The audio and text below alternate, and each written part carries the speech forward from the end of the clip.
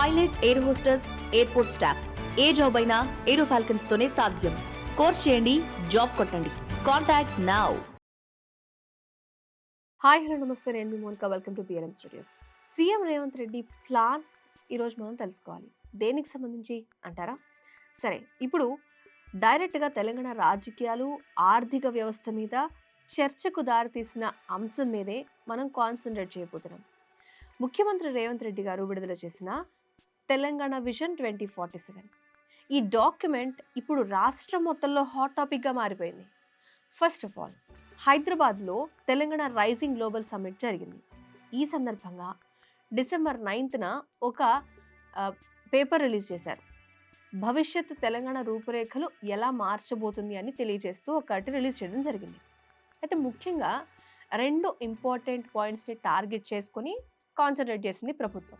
2034 టైంకి తెలంగాణ రాష్ట్రాన్ని $1 ట్రిలియన్ ఆర్థిక వ్యవస్థలాగా తీర్చిదిద్దడం, 2047 నాటికి రాష్ట్ర ఆర్థిక వ్యవస్థని ఏకంగా $3 ట్రిలియన్ స్థాయికి చేర్చడం. అంతేకాదు, సుస్థిర అభివృద్ధి లక్ష్యాలు సాధించడంలో ఫస్ట్ ప్లేస్లో ఉండాలి అని టార్గెట్గా పెట్టుకుంది. ఇవన్నీ చూస్తే ఏవో పెద్ద పెద్ద పదాలు చాలా బాగా అనిపిస్తున్నాయి. కానీ దీనంతటికీ కావాల్సింది డబ్బు, నిధులు. దీని మాట ఏమిటి?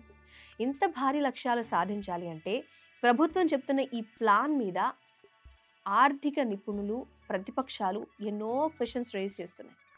First of all, financial department, ఆర్థిక నిపుణులు ఏమనుకుంటున్నారంటే ఈ విజన్ డాక్యుమెంట్లో ఇంత పెద్ద టార్గెట్స్ అనేవి రీచ్ అవ్వడం, ఫండ్ మొబిలైజేషన్, నిధుల సమీకరణ ఎలా చేస్తారు అనేదే మెయిన్ పాయింట్. ఈ అంశం మీద ఎలాంటి క్లారిటీ లేదని కూడా వాళ్ళు క్లారిటీ ఇస్తున్నారు, చెప్తున్నారు మనకి. సో ఇక నిధులు, డబ్బులు లెక్క కనపడకుండా ఇంత పెద్ద టార్గెట్ అనేది ఎలా పెట్టుకుంటారు మీరు అనేది వాళ్ళ మెయిన్ క్వశ్చన్. సరే, ఆర్థికంగా ఫైనాన్షియల్ వాళ్ళు ఇలా చెప్తున్నారు. ప్రతిపక్షాలు ఏమంటున్నాయంటే తెలంగాణ రాష్ట్ర సమితి, టీఆర్ఎస్ నేతలు ఈ డాక్యుమెంట్ మీద చాలా అపోజిట్ చేస్తున్నారు. కేవలం విజన్ లేని డాక్యుమెంట్ అని వాళ్ళు ఆపోజిట్ కౌంటర్ ఇస్తున్నారు.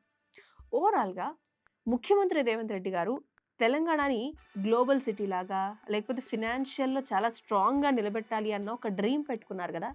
ఆ కన్న కలలకి ఈ విజన్ డాక్యుమెంట్ అనేది ఫస్ట్ స్టెప్. మరి దీనిలో ఈ దార్శనిక పత్రం అంటారు ఈ పేపర్ని, ఈ టార్గెట్స్ని నిధులతో సహా పూర్తి వివరాలతో ఎలా అమలు చేస్తారో చూడాలి అంటే ఖచ్చితంగా దీని గురించి వాళ్ళు వేయబోయే నెక్స్ట్ స్టెప్ ఏంటి, మనకి ఏమైనా క్లారిటీ ఇస్తారని తెలుసుకోక తప్పదు. తెలంగాణ ఆర్థిక లక్ష్యాలు $1 ట్రిలియన్, ఇంకా $3 ట్రిలియన్ అనే దాని గురించి మీరేమనుకుంటున్నారు? కామెంట్ రూపంలో మాకు తెలియజేయండి. Thanks for watching.